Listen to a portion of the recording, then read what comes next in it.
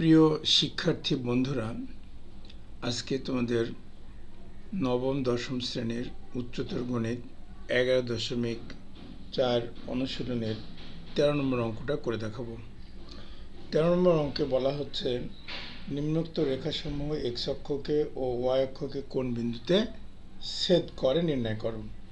তারপর রেখাসমূহ একে দেখাও।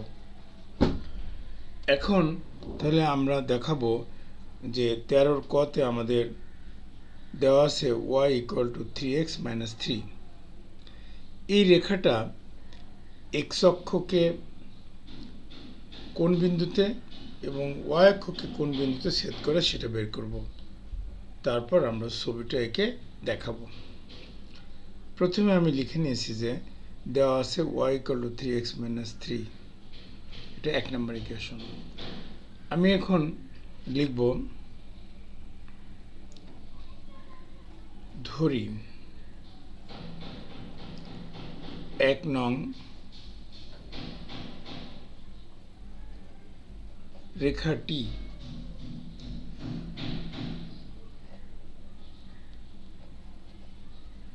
x অক্ষকে a বিন্দুতে এবং y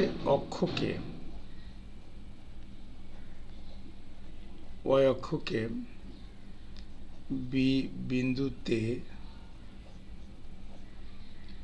ছেদ করেছে।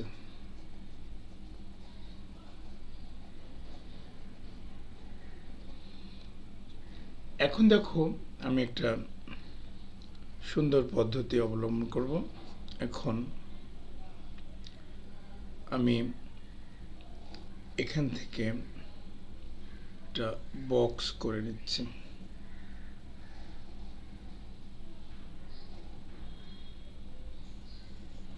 বক্সটা দেখো, এখান থেকে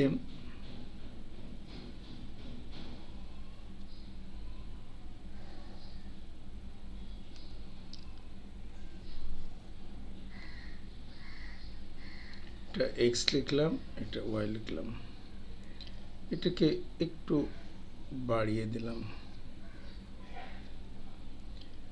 এটা লিখলাম a x, y, এটা লিখলাম b x, y। এখন আমরা জানি x অক্ষের উপর কোনো বিন্দুর y স্থানাঙ্ক 0, তাই এই রেখাটায় x অক্ষকে যেখানে ছেদ করতেছে তার y স্থানাঙ্ক 0, তাই y 0 বসিয়ে নিলাম। y 0 বসানোর পরে আমি 1 নম্বর ইকুয়েশনে y এর মানটা বসিয়ে দিলাম 0। তাহলে তখন আমরা লিখতে পারি 3x - 3 = 0। তাহলে ওখান থেকে সমাধান করলে x = পাওয়া যায় 1। একইভাবে এই রেখাটা y অক্ষকে b বিন্দুতে ছেদ করে, তাহলে y অক্ষকে ছেদ করলে তার x স্থানাঙ্ক 0। আমি তাহলে এখানে x = 0 বসিয়ে দিলে y এর জায়গায় পেলাম -3। দেখো, সুতরাং এই বিন্দুটা হয়ে গেল 1 0 এবং b বিন্দুটা হয়ে গেল 0 - 3। এটাই আমাদের অ্যান্সার। খুব সহজেই আমরা অঙ্কটা করে ফেলেছি। এবার আমি এটার একটা ফিগার তৈরি করব। তাহলে সেই ফিগারটা তৈরি করার জন্য প্রথমে আমি একটা অক্ষ টেনে নিই, যেখানে নামকরণ করলাম x ও x প্রাইম, y প্রাইম। আমি কিন্তু আগে বিন্দু পেয়ে গেছি, এই বিন্দুটা পেয়েছি 1 0। তাহলে আমি যদি 1 0 জিনিসটা ব্যবহার করি, তাহলে আমি এইখানে লিখলাম 1 0, এই বিন্দুটা হলো a। আরেকটা বিন্দু আছে আমার 0 - 3।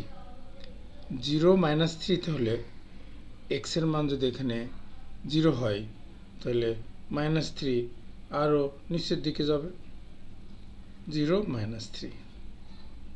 এটা আন্দাজ মতো আমি বসিয়ে নিয়েছি।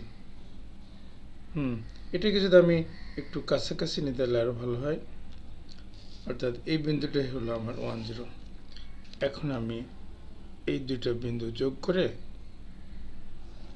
একটা সরলরেখা তৈরি করব। তাহলে এটাই হয়ে গেল আমাদের y = 3x - 3 এর চিত্র। শিক্ষার্থী বন্ধুরা, তোমরা যদি আমার চ্যানেলটা সাবস্ক্রাইব করে থাকো তাহলে ধন্যবাদ, আর যদি সাবস্ক্রাইব করে না থাকো তাহলে এখনই সাবস্ক্রাইব করে রাখো।